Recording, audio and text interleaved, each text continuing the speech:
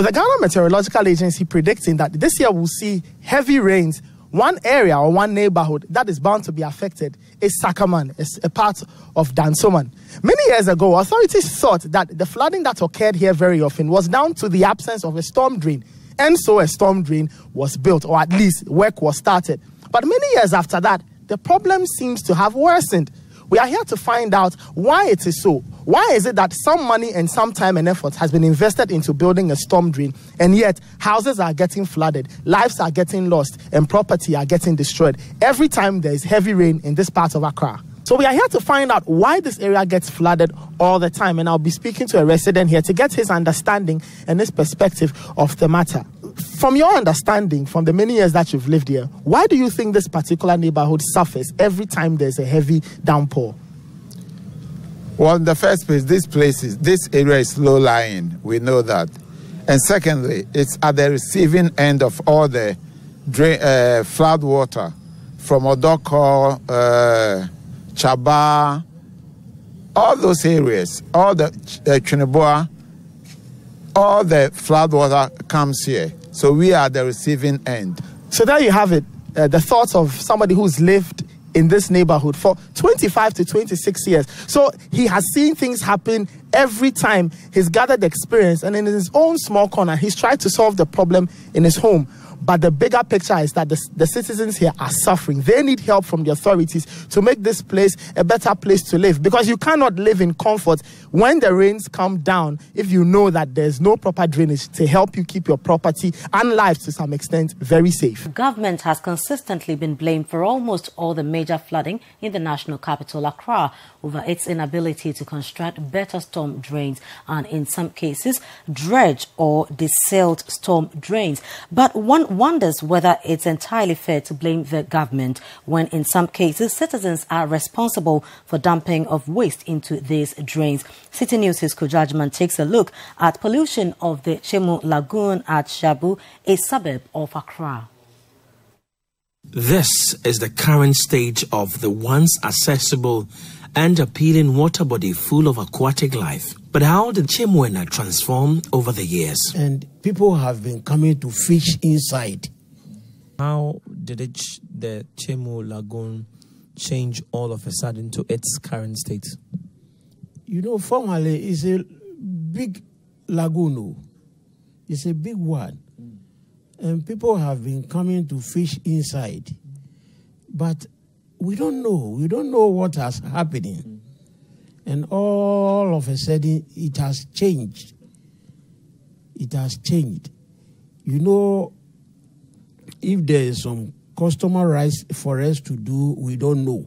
Chemwena is one of the over 90 coastal lagoons fringed by intertidal zone and in some places by mangrove swamps along Ghana's coastal line. This lagoon formed part of the important vulnerable ecosystems housing a wide variety of fish, shrimps, crabs and other aquatic species. The two major parties, the NDC and NPP, have emphasized the need to stop the activities of political vigilante groups in the country. This was the outcome of the first day of the dialogue to end vigilantism, which is being mediated by the National Peace Council. Ni Ama has the rest of the story. A closed-door meeting it was. For over 4 hours, the leadership of the NDC and the NPP went back and forth on how to nip the menace of political vigilantism in the bud. The NPP was represented by its national chairman Freddie Blay, General Secretary John Buedu, national organizers Samir Wuku, among other party executives. The NDC's delegation was also headed by its national chairman Samuel Ofosu Ampofo, together with Johnson Esiedun Ketia, the party's general secretary.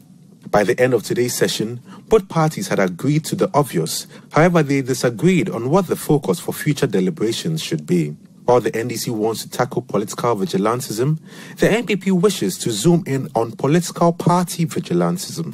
Despite the divide in what angle from which the menace should be tackled, the NPP says it will continue to be committed to the deliberations. We are penning our signatures to the document. Shows that we are fully committed. The NDC, on the other hand, maintains that the scope of the meeting should go beyond political parties. We know we are talking about beyond political parties because even within the security agencies today now, vigilantism is being entrenched in the national security agencies, and that is why we believe that we should not restrict it only to the political parties, otherwise we'll miss the point. But the National Peace Council is optimistic that the two parties will look beyond their differences to face the problem at hand. So far as the dialogue is concerned, personally, I don't see any opposing views.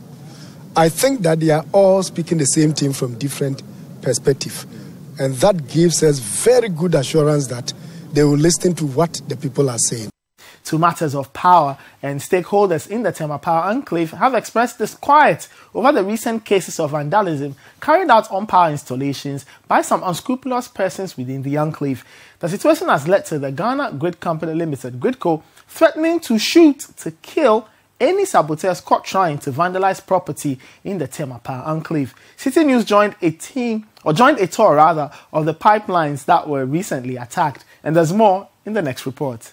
In the space of 2 weeks, a transmission pylon belonging to the Ghana Grid Company Limited, GRIDCo, was vandalized, while a section of a 1.5-kilometer fuel pipeline belonging to Cyrus Oil Services Limited almost got burnt. The pipelines in question, which are currently under construction, are expected to transport petrol and diesel from a Cyrus Oil depot on the eastern side of the company's complex to another depot on its western side upon completion. The pipelines will also be receiving petrol and diesel from the Tema Oil Refinery. Commenting on the attack on their property in an interaction with the media, the head of Health, Safety and Security at Cyrus Oil Services Limited, Daniel Ameho, said for the fact that the pipelines were carrying only water instead of petrol and diesel, the whole country would have suffered the impact of the resulting explosion. On his part, the head of security at the Ghana Grid Company Limited, Major Lawrence Appiah, retired, warned that members of his team will not hesitate to shoot and kill any person or group of persons who attempt to sabotage any property